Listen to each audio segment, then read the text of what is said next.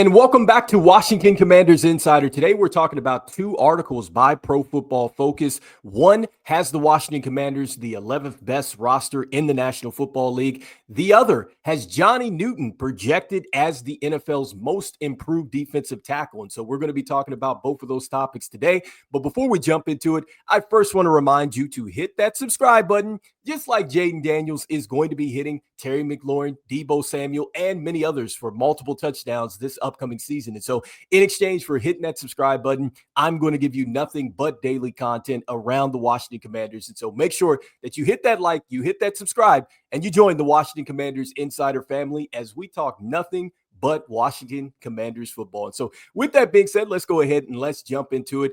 And let's start with the first topic here, which is PFF ranks the Washington Commanders the 11th best roster in the National Football League. And so if you want to find this, you can go over to their website and it is under this title. And so they're looking at the strengths, the weakness, and the X factor of every NFL team. And so let's start with the strength that they have for the Washington Commanders. And they start with Jayden Daniels here. And so they talk about him being a dynamic dual threat quarterback that ranked fifth amongst qualified quarterbacks with a 90.6 PFF overall grade. They talk about how he posted the league's best 1.5 turnover worthy play rate and how he led all quarterbacks with 52 missed tackles forced. And so with that being said, look, I think that they're right on point with Jayden Daniels being definitely the biggest strength for the Washington Commanders. I think that a lot of fans would definitely be on board with the fact that once we got a franchise quarterback, finally, things really shifted dramatically here for the Washington Commanders. And so I know Jayden Daniels is just one player, but man, he was a huge part of our success here last season. And he's definitely going to be a huge part for us this season and beyond. And so Jayden Daniels, I think that they're right on par with that. And you just get a chance to see just how dynamic he was as a quarterback last season. And so next, they talk about the biggest weakness for the Washington Commanders. And I must say that it's not a surprise, but I do have to give a little pushback for what they said here. So they talk about the Commanders' defensive line being ranked 31st in the National Football League and talked about its PFF grade last season was very poor against the run at 39.1.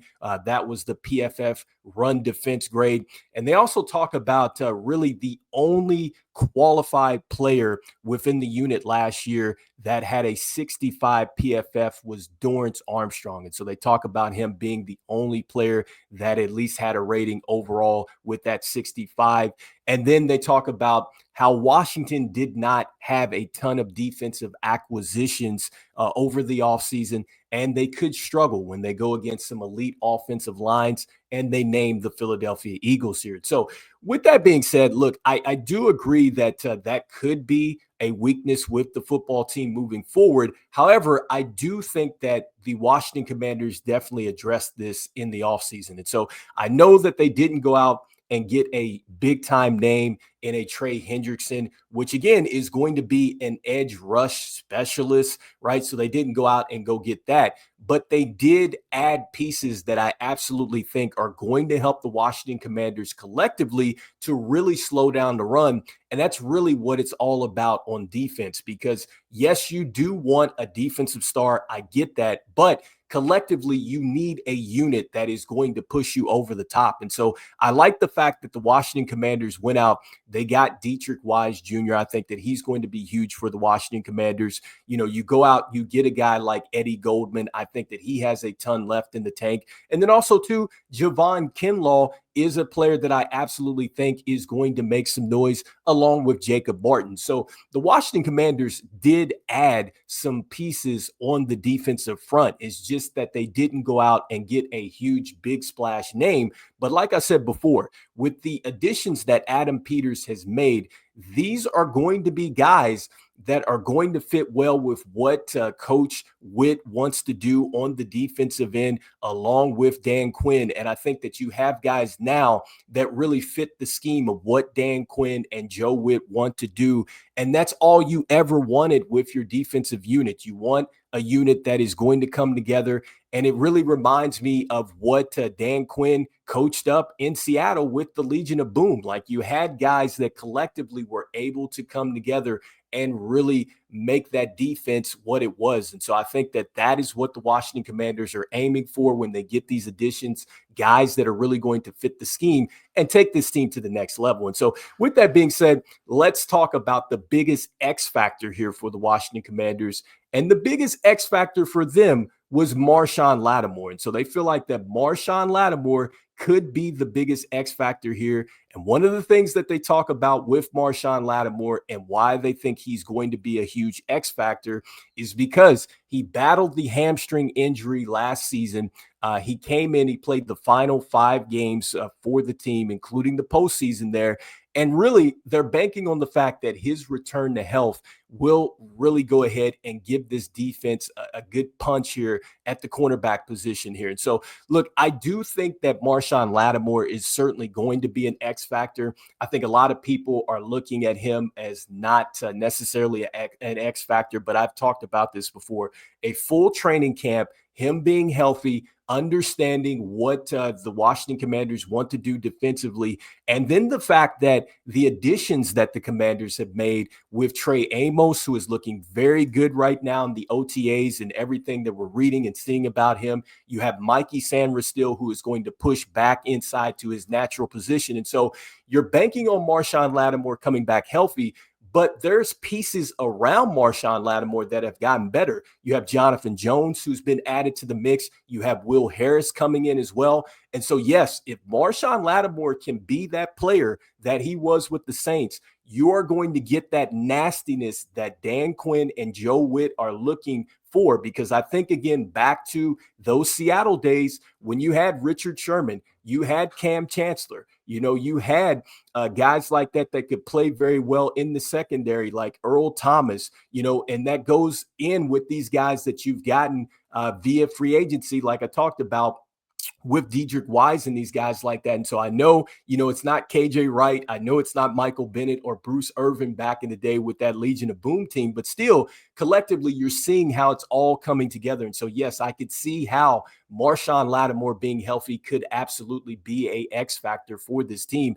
Next, they talk about the rookie to watch is Josh Conley Jr. And so, look, I'm right there with you with Josh Conley Jr. I think that he's going to be a huge addition. They talk about the fact that he is going to compete, for a starting job here that will help move Andrew Wiley, Brandon Coleman to play inside. And then also, too, we won't have Sam Cosmi to start the season. And so, yes, I think that Josh Conley Jr. is a huge X factor or rookie to watch here because he is going to be responsible for keeping Jaden Daniels upright along with the rest of the offensive line. But we know that teams are going to be geared to stop the Washington Commanders. And so the fact that Adam Peters went out there and then he traded for Laramie Tunsil, he got Josh Conley Jr., that tells you how much he is invested into just this offensive line and what is coming at the Washington Commanders this season. And so, yes, I think that he certainly is going to be an X factor. And so we're hoping that he gets up to speed quickly.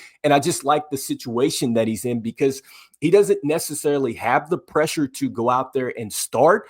He could be a rotational player, but I do think that he is definitely going to fight for a starting job for this team. And so that leads me to the next point here with the Washington Commanders. And we're talking about a young player that I certainly think has some upside, a player that I think a lot of players or players' teams are sleeping on, and along with fans too as well. But Johnny Newton projected as the most improved defensive tackle here by PFF. And so I thought that this was interesting. And if you guys want to see this, this is on their website here, predicting the NFL's most improved players at every position. And Johnny Newton is the guy that they have listed at defensive tackle here. And so with what they're talking about with him, they talk about the fact that, look, coming out of Illinois, here's a guy that notched 102 pressures. He had 11 sacks in his final 2 seasons there. They talk about how he had respectively a 91.5 and an 84.9 grade in 2022 and 2023. And then they talk about really his grade here this season, and talking about how he earned a 52.7 grade, which was 95th out of 143 defensive tackles. And then they talk about how he is ranked 49th as far as his quarterback pressures last season. And so he had 23 of those. But really, they talk about the upside with him. And so they talk about the 7 pressures that he had against the Bears last season. Then they talk about the fact that he has a low missed tackle rate of 5.9 last season as well. And so they talk about that, along with the additions of Javon Kinlaw. You mix that with the fact that Daron Payne is next to him. And so, look, I like this a lot. I mean, I think that this comes out of nowhere, but when you sit back and you look at this, I think that they really have something here, because Johnny Newton absolutely can be a player that I think can step forward. He's one of the players that was already out here doing, the voluntary work before we got into the OTAs and stuff like that. So it looks like that he's in some great shape. It looks like that he's certainly ready to take a step forward.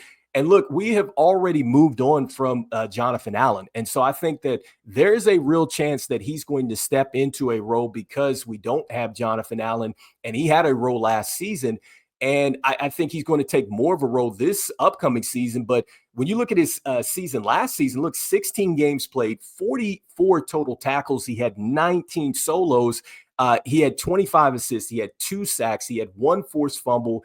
He had 1 fumble recovery as well. And he had 7 stuffs. And so this guy, man, he was all over the place, I think, in year 1. And I think that the upside is certainly there. And I love the fact that they list a guy like Javon Kinlaw who's out there with him, because I do think that that is going to take some added pressure off of him.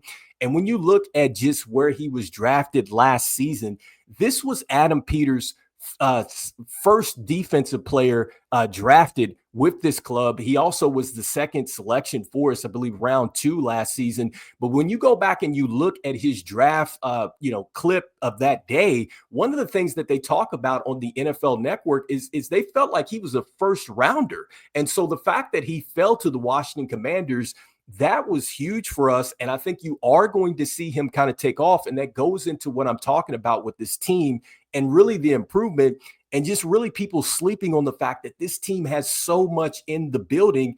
And yes, I do think adding, a guy like Trey Hendrickson or Von Miller certainly helps your team. I get all that.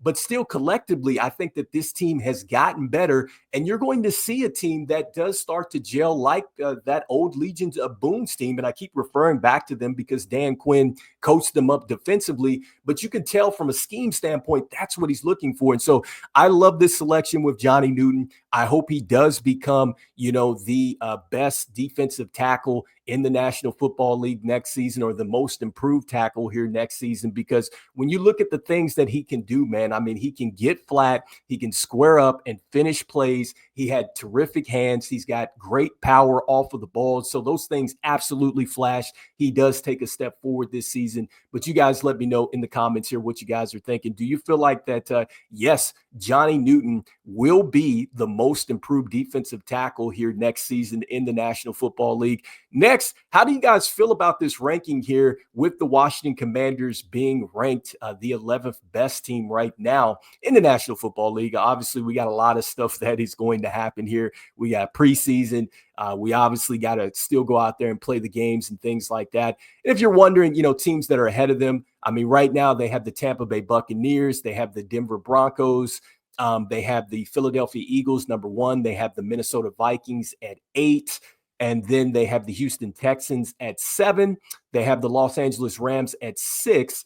They have the Buffalo Bills at 5. And then they have the Kansas City Chiefs at 4.